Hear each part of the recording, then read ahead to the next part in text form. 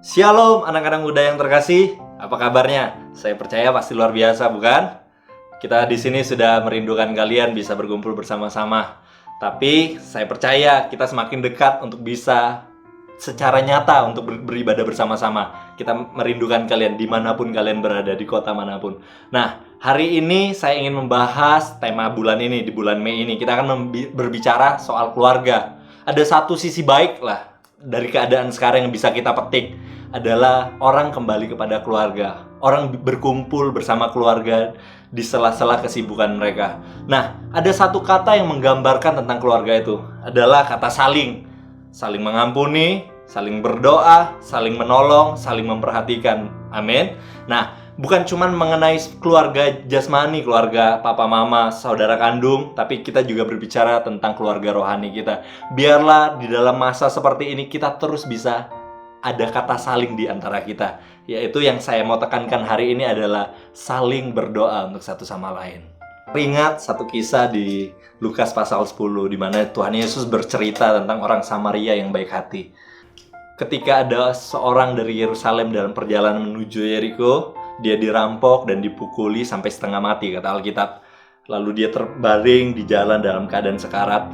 Lalu kemudian datanglah seorang imam. Imam adalah orang yang biasa melayani di gereja, orang-orang yang memimpin ibadah. Tapi mungkin karena kesibukan, imam itu hanya melihat dan melewatinya saja.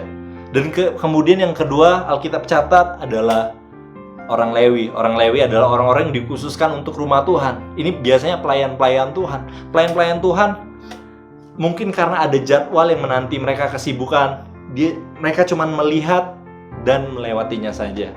Tapi sampai ada yang ketiga, adalah orang Samaria. Orang Samaria tidak bergaul dengan orang Yerusalem. Nah, tapi ketika dia melihat, hatinya tergerak oleh belas kasihan. Alkitab katakan, dia membawanya kepada penginapan, mengobati setiap luka-lukanya, dan membayar setiap biaya kepada penginapan itu. Bahkan dia berkata kepada orang di penginapan itu, jika ada biaya yang lebih harus ditanggungkan, biarlah engkau tangguhkannya kepada saya. Nah, Tuhan berkata, di manakah dari ketiga orang ini yang adalah sesamamu manusia? Tentu adalah orang Samaria yang baik hati, bukan? Biarlah lewat keadaan ini, jangan sampai kita terlalu disibukkan dengan aktivitas kita. Tapi ini kesempatan kita untuk melihat kiri dan kanan kita. Ada banyak hal yang dapat kita lakukan untuk orang-orang di sekeliling kita. Mungkin kalian berkata, saya terbatas mengenai uang, ruang gerak, dan sebagainya.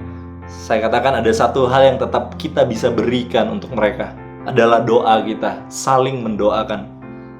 Saya mau membahas satu pasal di depannya, di Lukas 11, teman-teman bisa buka Lukas pasal 11. Dikatakan tentang perikop hal berdoa. Nah, di sini hal berdoa kita akan belajar tentang 3 poin. Di Lukas pasal 11 ayat 9 kita bisa baca sama-sama, dikatakan seperti ini. Oleh karena itu aku berkata kepadamu, mintalah maka akan diberikan kepadamu, carilah maka kamu akan mendapat, ketoklah maka pintu akan dibukakan bagimu. Yang pertama adalah meminta. Tuhan ingin kita meminta kepadanya. Jangan sungkan, melalui doa Bapa kami pun Tuhan mengajarkan untuk meminta kepada Tuhan. Berilah kami makanan kami yang secukupnya, ampunilah kesalahan kami. Itu berbicara soal meminta, bebaskanlah kami dari yang jahat. Nah, biarlah hari-hari ini jangan sungkan untuk meminta. Kita harus sungkan meminta, misalnya untuk kebutuhan kita sehari-hari, kepada orang-orang yang mungkin kita tidak terlalu dekat. Mungkin itu tetangga kita atau saudara jauh dan sebagainya. Tapi jika itu Bapa kita sendiri, maka mintalah maka akan diberikan kepadamu. Di balik jawaban Tuhan, ya, tidak, atau tunggu, tapi ada satu hal, akan ada doa-doa yang selalu dijawab Tuhan secara langsung. Doa apakah itu? Ketika kita berdoa, Tuhan lindungin saya, Tuhan akan mengirim malaikatnya untuk melindungi kita. Ketika kita berkata, Tuhan berikan saya damai sejahtera, maka damai sejahtera Tuhan akan dilimpahkannya buat kita. Amin. Ada banyak hal, Tuhan sertai saya, Tuhan beri saya kekuatan, Tuhan mampukan saya. Maka itu minta perlindungan Tuhan, minta berkat Tuhan dalam hidup kita. Amin. Tapi bukan cuma hanya meminta untuk diri kita sendiri. Saya teringat kisah Salomo ketika Tuhan berkata, Salomo diberikan satu kesempatan untuk meminta kepada Tuhan. Salomo bukan minta mengenai kerajaannya untuk dijadikan selamanya kokoh, atau meminta kekayaan, kejayaan dan sebagainya. Tapi Salomo berkata, Tuhan, Berikan saya hati yang mengerti, understanding heart. Alkitab katakan, hati yang bijaksana, agar saya bisa memimpin bangsa yang besar ini dengan adil dan bijaksana. Saya melihat Salomo meminta sesuatu yang berhubungan erat dengan orang lain. Maka itu jangan cuma meminta untuk diri kita sendiri, tapi mintalah untuk Tuhan melakukan hal-hal yang ajaib dan besar untuk orang-orang di sekeliling kita. Yang kedua adalah cari.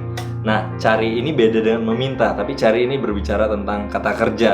Ini perlu action. Jadi tidak cukup hanya meminta, tapi ketika kita berdoa, kita juga harus mencari, harus melakukan. Cari juga berbicara soal ketekunan. Seperti saya mencari sebuah barang.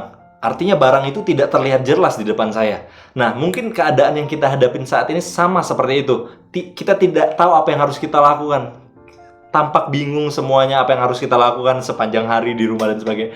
Tapi dalam masa-masa seperti ini adalah saat yang tepat untuk kita mencari kehendak Tuhan. Biarlah kita Tuhan, apa yang bisa saya lakukan untuk Engkau biarlah kita bukan menjadi orang Kristen yang pasif. Amin. Nah, biarlah saya berdoa, kalian akan menemukan kehendak Tuhan dalam hidup kalian. Dan yang ketiga, dikatakan, ketuklah maka pintu akan dibukakan bagimu. Artinya di tempat ini, kita yang mengetuk rumahnya Tuhan. Di Wahyu dikatakan seperti ini, aku mengetuk, barang siapa membukakan pintu, maka aku akan masuk dan makan bersama-sama dengan dia. Artinya apa? Sehidangan dengan Tuhan. Satu meja makan dengan Tuhan. Ini adalah berbicara soal persekutuan, bukan berbicara soal kita meminta lagi Tuhan lakukan ini, kita lakukan ini dan sebagainya. Tapi ini berbicara tentang hubungan kita yang pribadi dengan Tuhan. Dan mari tidak cukup hanya untuk meminta doa makan, doa tidur dan sebagainya, tapi kita harus punya persekutuan dengan Tuhan, punya saat teduh dengan Tuhan.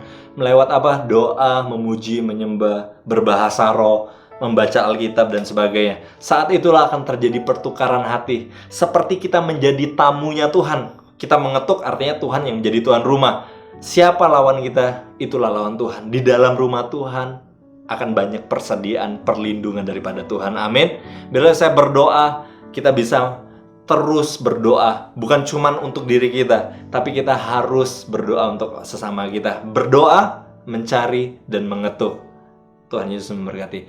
Bolehkah sebelum saya mengakhiri firman Tuhan ini, saya ingin berdoa buat kalian di tempat ini. Mari kita bersatu di dalam doa. Mari kita pejamkan mata. Tuhan, aku berdoa buat setiap anak-anak-Mu dimanapun mereka berada saat ini Tuhan. Biarlah benar setiap firman-Mu berbicara kepada setiap hati kami.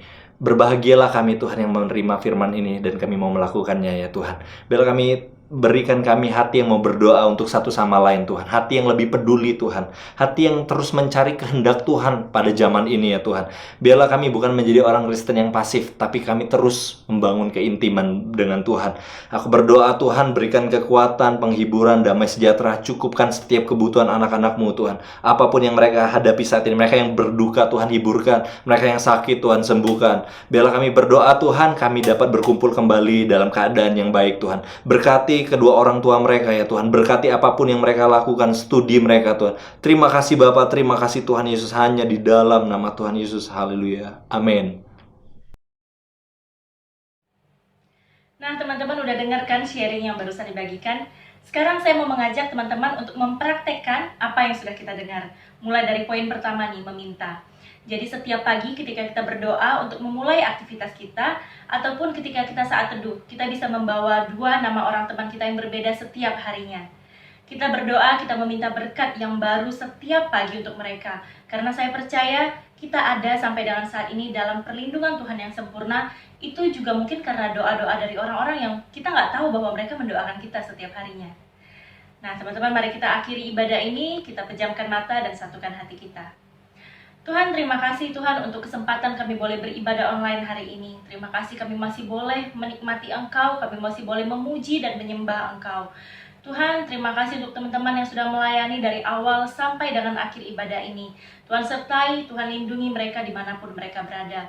Dan kami juga berdoa untuk Sam Tuhan yang sudah menyampaikan isi hati-Mu. Kami percaya semua benih yang sudah Tuhan tanamkan pada hati kami hari ini dapat kami terima, kami resapi dalam hati kami dan dapat berbuah dalam kehidupan kami. Dan Engkau yang berkati Sam Tuhan, pakai Sam lebih dan lebih lagi untuk menjangkau setiap jiwa-jiwa yang ada di kota Palembang.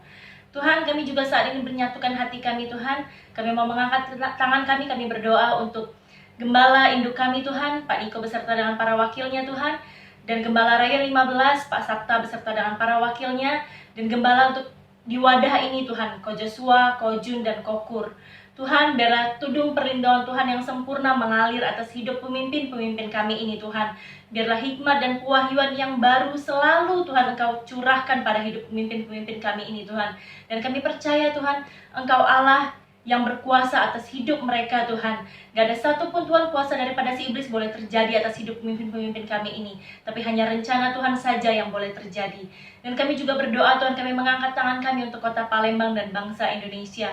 Tuhan, kalau kami boleh ada dalam masa sulit yang saat ini kami rasakan Tuhan, boleh ada dalam masa pandemi ini Tuhan, kami percaya Tuhan akan membantu kami untuk melalui masa-masa ini dengan baik. Tuhan akan membiarkan kami Tuhan untuk tetap setia bersama dengan Tuhan sampai dengan akhir masa ini Tuhan. Tuhan, kami sudah rindu Tuhan untuk kami boleh berkumpul bersama memuji menyembah Tuhan di gereja, untuk kami boleh bersama-sama beribadah Tuhan. Dan kami percaya Tuhan, Tuhan akan membuat mukjizat-Mu Tuhan pada bangsa ini. Tuhan akan menunjukkan kebesaran-Mu Tuhan di masa-masa ini. Terima kasih Bapa, terima kasih. Kami serahkan semuanya ke dalam tangan-Mu Tuhan. Biarlah perlindungan Tuhan yang sempurna ada atas bangsa Indonesia. Penyertaan-Mu Tuhan selalu senantiasa atas bangsa ini. Terima kasih Bapa. Kami sudah berdoa dan mengucap syukur di dalam nama Tuhan Yesus Kristus. Haleluya. Amin.